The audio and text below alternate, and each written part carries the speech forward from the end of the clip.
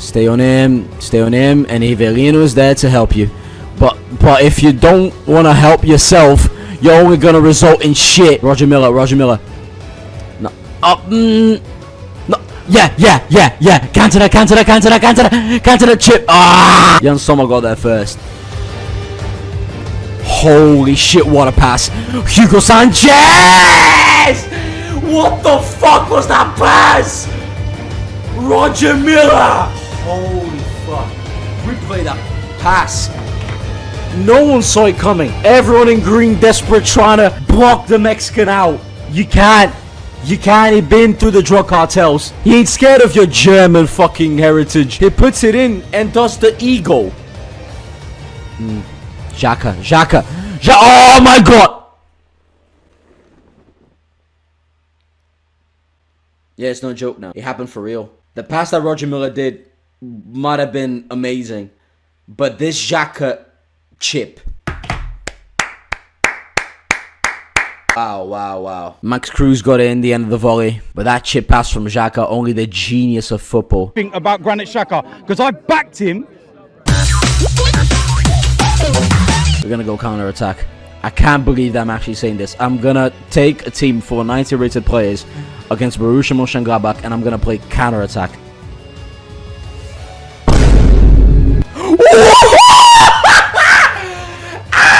Wow!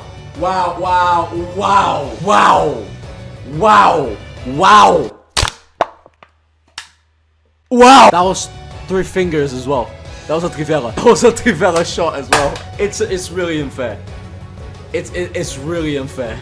I should not be bragging for this. That's an average Trivela shot for Hugo Sanchez. Is that a free kick on prime Zico's spot? I need to honor the man that I simped for all these years. Zico, it's up to you, my friend.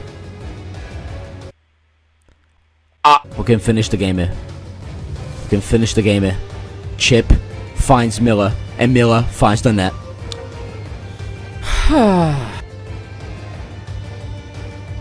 Explain to me why am I staring into the screen trying to feel like gangster when this team's clearly too overpowered to even be in this game. I am really trying to scrape the bottom of the barrel here. Seal the game for me. Make it 4. Bam. Bam.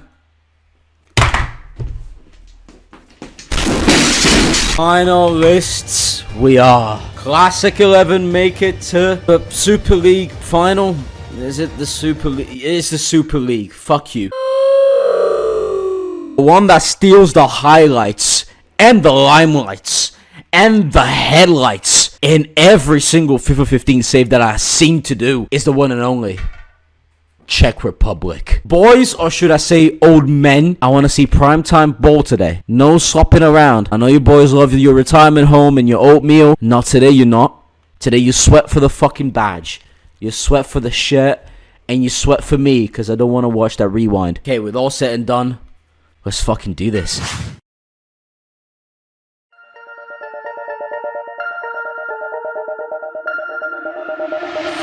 You said that you loved her, 'cause that's what she wanted to hear. But you knew it wouldn't last for long.